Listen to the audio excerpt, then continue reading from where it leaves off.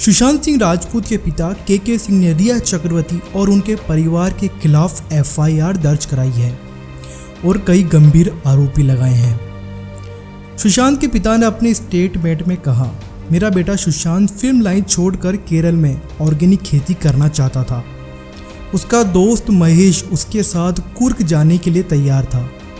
तब रिया ने इस बात का विरोध किया था कि तुम कहीं पर नहीं जाओगे और अगर मेरी बात नहीं मानोगे तो मैं मीडिया में तुम्हारी मेडिकल रिपोर्ट दे दूंगी और सबको बता दूंगी कि तुम पागल हो।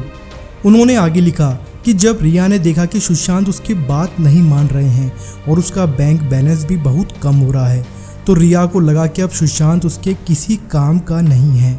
रिया जो कि सुशांत के साथ रह रही थी वो 8 जून को सुशांत के घर से सारा सामान मसलन कैश, जेवरात, लैपटॉप, पासवर्ड, क्रेडिट कार्ड और उनके पिन नंबर, सुशांत के अहम दस्तावेज और इलाज के सारे कागज लेकर चली गई थी। के सिंह के बयान में आगे लिखा था कि उसने मेरे बेटे सुशांत का फ़ोन नंबर अपने फ़ोन में ब्लॉक कर दिया था, जिसके बाद सुशांत ने मेरी बेटी को फ़ोन किया था और उसने कहा था कि रिया मुझे कहीं फंसा देगी।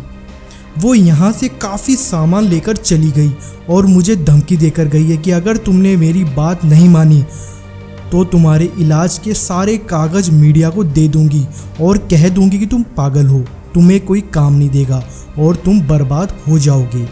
इस स्टेटमेंट में आगे लिखा था कि इसके बाद 8 जून को दिशा, जिसे रिया ने ही सुशांत के पास अस्थायी तौर पर सेक्रेटरी नियुक्त किया था, उसने आत्महत्या कर ली थी, जिसके कारण मीडिया में काफ़ी खबरें चलने लगी थी और मेरे बेटे को काफ़ी घबराहट होने लगी। मेरे बेटे ने रिया से संपर्क करने की बहुत कोशिश की लेकिन रिया ने मेरे बेटे का नंबर ब्लॉक कर दिया था। मेरे बेटे को अंदर ही अंदर बहुत डर था कि कहीं रिया दिशा की आत्महत्या के लिए उसे जिम्मेदार न बता दे।